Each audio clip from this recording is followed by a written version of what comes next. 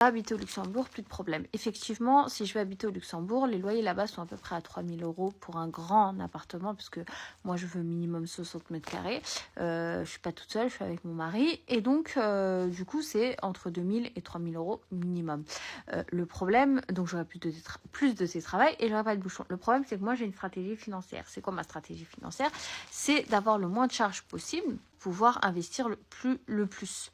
Donc, bien évidemment que je ne peux pas faire ça en étant au Luxembourg. Je pourrais quand même investir, mais bon, j'aurai un loyer de 3 000 €, ce qui est énorme et ça va me limiter en termes d'investissement.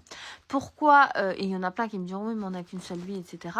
Oui, on n'a qu'une seule vie, mais bon, moi, passer du temps dans les bouchons, c'est pas que ça me dérange pas, bien évidemment que ça me dérange, mais c'est pas ça qui m'empêche de vivre. En fait, finalement, ce que je veux dire par là, c'est que dans tous les cas, je travaille 5 jours sur 7, bouchon ou pas. Je travaille 5 jours. C'est beaucoup trop pour moi, 5 jours sur 7.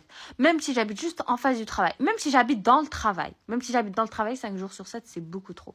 Donc, moi, ma stratégie, c'est d'investir au maximum pour pouvoir réduire soit mon temps de travail, soit carrément arrêter le travail beaucoup plus tôt et pas à 60 ans. Et le problème, et moi je le vois le problème arriver, c'est qu'un jour je vais y arriver à faire ça, parce que j'investis forcément, un jour ou l'autre je vais y arriver. Et il y aura plein de gens qui vont être en mode rageux. Ouais, mais bon, c'est l'héritage, ouais, mais c'est si, ouais, mais je le vois dans les commentaires des personnes qui sont à la retraite à 30 ans. Je le vois.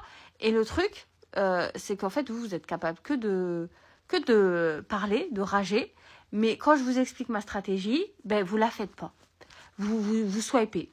Du coup, ne soyez pas jaloux auprès des gens qui réussissent, tout simplement. Bref, abonne-toi si tu veux pas faire partie des rageux.